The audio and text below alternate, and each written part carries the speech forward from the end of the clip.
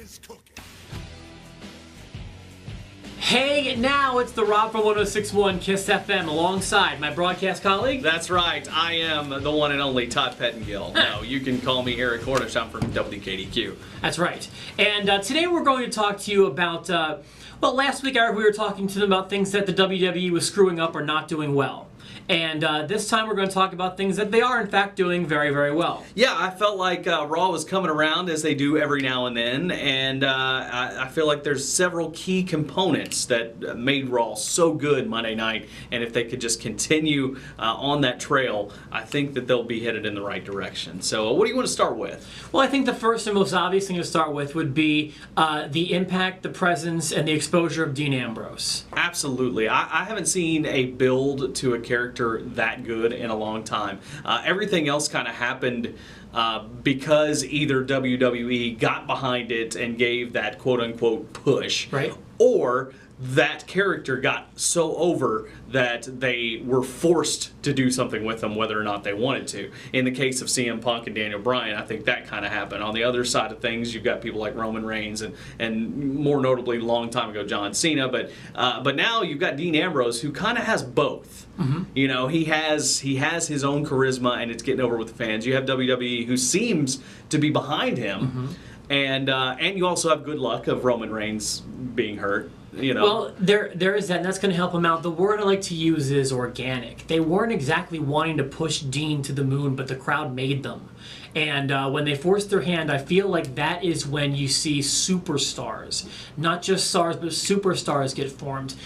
They didn't bring in Austin to be Austin 316. They didn't bring in The Rock to be the most electrifying man in sports entertainment. They took that and they ran with it. The crowd made them do that. And that's when you see superstars get forged. Yeah, and it helps when WWE is 100% dedicated to it, mm-hmm. like they were with Austin and The Rock. I don't know that they were with Daniel Bryan. I don't know that they were with CM Punk, but they do seem to be with Dean Ambrose, and I hope that continues. Now, I don't want to leave out Seth Rollins here because, you know, we've talked a lot about Dean Ambrose, but I do want to talk about Seth Rollins. He's playing the heel part perfectly. Yes. I mean, exactly the way a heel needs to be played.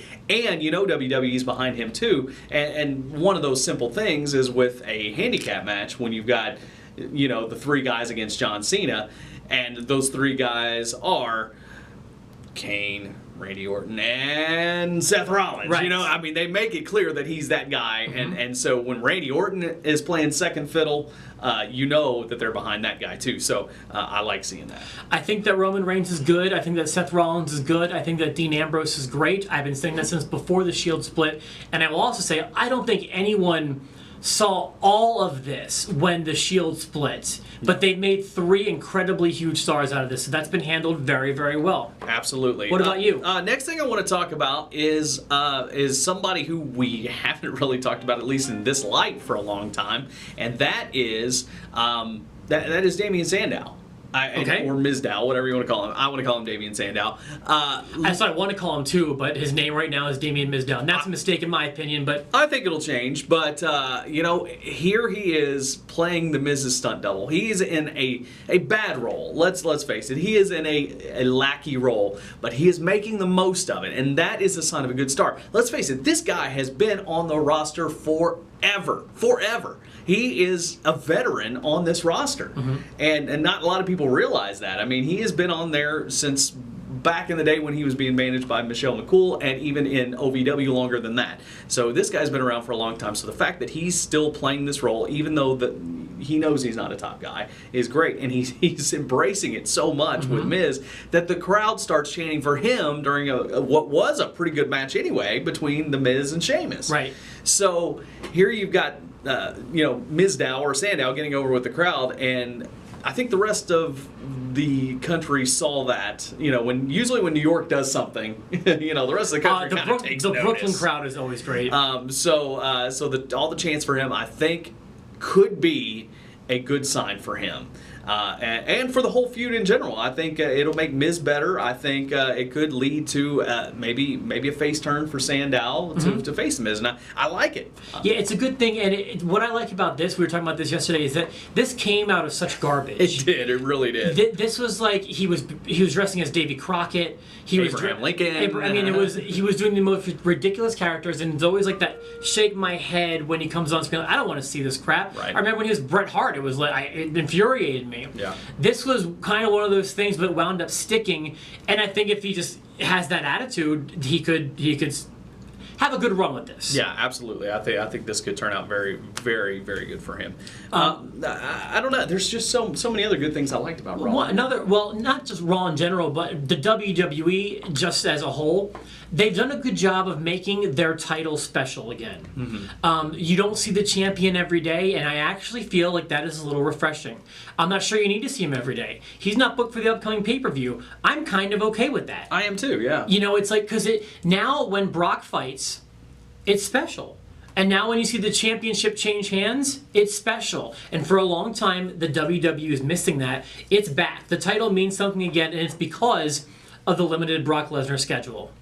And let's talk about the one thing, the big moment about Raw that everybody's talking about, and kind of the impact it had, and that is The Rock just making a surprise appearance, which I thought was very well done. And whether it goes anywhere or not, I'm happy with the way it turned out.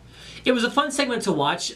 There's sometimes when he comes back and it means a lot to me, like when it was going back and forth with Cena, even when it wasn't every week, it was part of a bigger purpose. This one I feel like is an example of him coming back because he's The Rock and because he can do it when he wants to. I wish it was more meaningful to me. Right. But it was fun to watch because he's The Rock. And it was more fun to me because it was a surprise. Had it been a genuine surprise, had it been just an announced appearance and that's where it happened, it might not have meant so much. But the fact that they're doing more surprises instead of saying, "Hey, Hogan's going to be here and he's going to come and stumble over his lines about Susan G. Coleman for a half an hour." Susan G. Who? Coleman. I don't know what Hulk was saying. Coleman mania. I think Hogan said. It is the cure for whatever. Looking at his hand. Yeah. But anyway, appearances like that don't mean anything. Appearances like this, where even if it's just a one-time thing, at least it was exciting and have people going, you know what? I better start watching Raw again if things like this are going to happen. So. I can tell you one more thing that I'm very, very pleased with, and that is the WWE Network. I don't know if it's meeting all of their behind-the-scenes requirements, but I can tell you as someone, a viewer, just a fan who pays their $9.99 every month, I'm quite happy with what I'm getting. So there we go. We're not always hating on WWE. We're still fans, and when they do something good, we're willing to admit it. So what things do you think WWE are doing good? Please let us know. You can tweet us at the eTalent, email us, any of that great stuff as well. Don't forget to subscribe to our videos. Hit the subscribe button. Every single Monday and Thursday you can find some new content here from the Rob and Eric, the Enhancement Talent.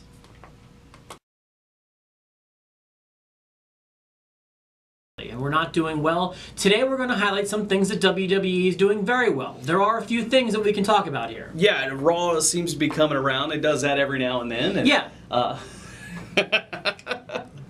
Hi, and Mike is joining the show today. Hello. Hi, Mike. No, sorry guys. No, you're fine. We're just here in the TV studio.